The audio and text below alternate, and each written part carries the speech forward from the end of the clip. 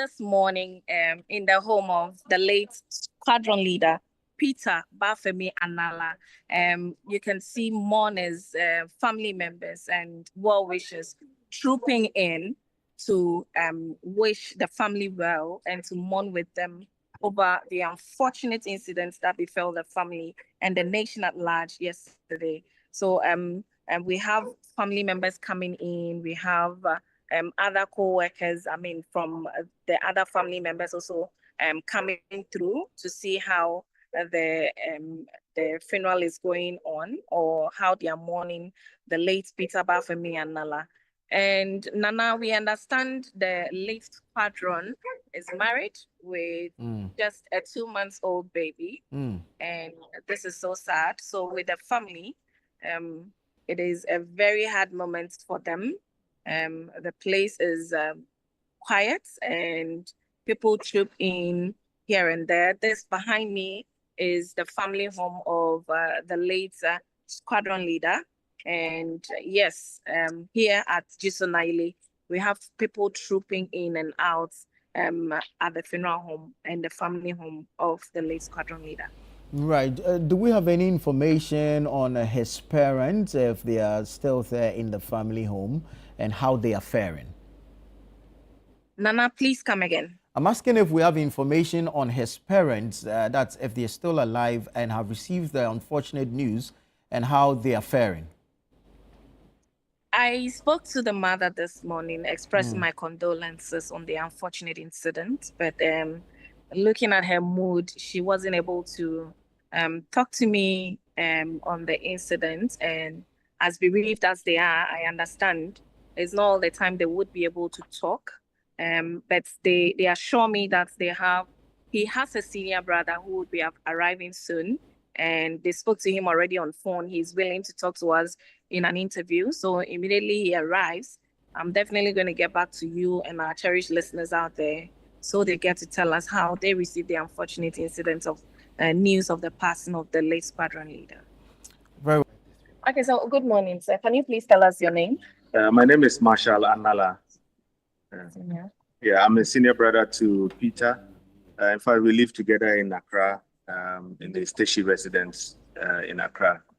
I was in Tamale over the past few weeks, and unfortunate incident yesterday after we had a communication in the morning to discuss his plans for the day, and also we updated each other on other things that he is doing. I was to get in touch with him around 10:30, and as at that time, exactly 10:30, I sent him a message. It didn't deliver. And then some few minutes later, hours later, around 1, I had a call from his close friend if I've heard from him, because we have been very close. So unfortunately, I didn't hear. And that was when I started getting the breaking news of the incident. Breaking news. Did you get them from his office or from any government official? How did you officially get the message of the fact? Interestingly, his colleagues at the office were trying to get in touch to find out if we've heard of him, because they were not getting they couldn't track him, they couldn't get him on radar. And so it was becoming a bit difficult and worrisome because of the nature of the business. But we got the final confirmation through the media when we started seeing pictures of the wreckage and the burning. It wasn't good. It was, and that's where we find ourselves now. In fact, you get to see things on the media faster than even you could imagine. What would you remember the late Squadron leader Anala for? He's very industrious. Funny enough, he's our last born, the family last born, and he's known very early because I live with him. Early morning at 5 a.m. He takes his morning jog and say his rosary prayers every morning, because we normally have prayers in the morning. So he takes his morning jog while saying his rosary prayers as Catholics. What I remember very well is he likes Psalm 23, "The Lord is my shepherd, I shall not want." He's always loved that.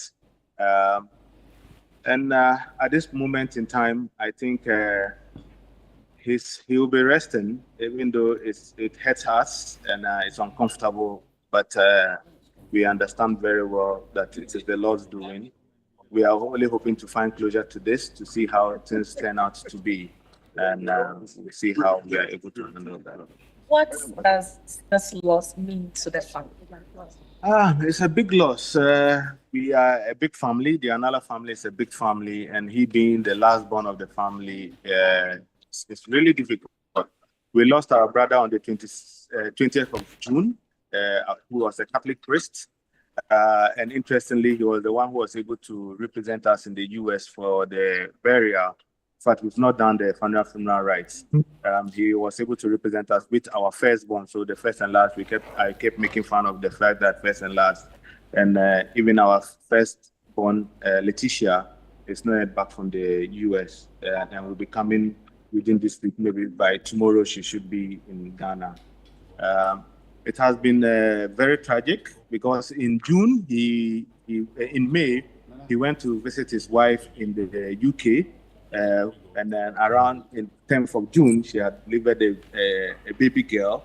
In fact, the christening has not yet been done. It's really tragic. The baby is barely 2 months old. And in fact, the wife is alone in the UK. We are trying to see how we will get around. Talk of the wife and the baby. How is she receiving this unfortunate news? It's really difficult. They got married on the 28th of April on my birthday, 2022. So it was very symbolic for me.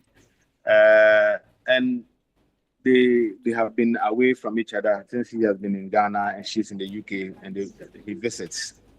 So the last visit was around, the last time they really met was around the 15th of June. And he was planning to go back for the christening of the baby. And unfortunately, this happened. It has not been easy. In fact, she's not able to talk. And looking at the UK system where friends and family cannot sit with you, it's really difficult. She has a few friends who are trying to keep up with her. And then we are seeing how we are able to coordinate to get her to really take things through, especially with regards to the baby. We are praying with the family during this difficult moment. But finally, before you go, are you able to tell us if there's been any plans of funeral burial arrangements that the family is putting in place? At this point, we will say the military high command was here yesterday to commensurate with us. I believe the plans to be done in Accra because it was on a state assignment. We are only hoping we get enough information and enough arrangements to be there to represent our brother in the right way. For now, I would say we really are not clear about it since it just happened yesterday. We have other brothers who are moving to Accra to address some of these issues. And also, we are here in Tamale to see to it that we are able to plan alongside and see how things are done. Right, mothers and how close they can be to their children. Is mommy fine at this very difficult? Mommy can't be fine. As I said, he's the last born. So it's really difficult. It has been very difficult. It hasn't been easy. I can't speak for her.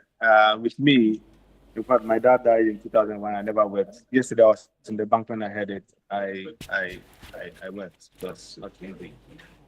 Thankfully, in fact, I didn't even know where I left the money because the bank workers who helped to do the payment and that thing. You see, in times like this, when people help, it's really helpful. Yeah. Especially ADB bank at Calandan area, they were really helpful to me because I really broke down, and they were able to support me in that process. Very well, Shauna. Yeah. Yes, Nana. Shauna, well, thank you, and thank you. Our condolences to the family. Wish them strength for us. We'll come back to you again for some more updates. Thank you very much, Nana. So thank you. Thank you so much, Mr. Anala, for your time. Thank you. Very well. Quite understandably so. A difficult time for the families of the deceased who are currently in grief, mourning the passing of their dear relatives. I want to say thank you to Larry Dogbe and thank you to Seth Champong for agreeing to speak to us this morning, although they are all hit in different ways by the unfortunate news. This is Breakfast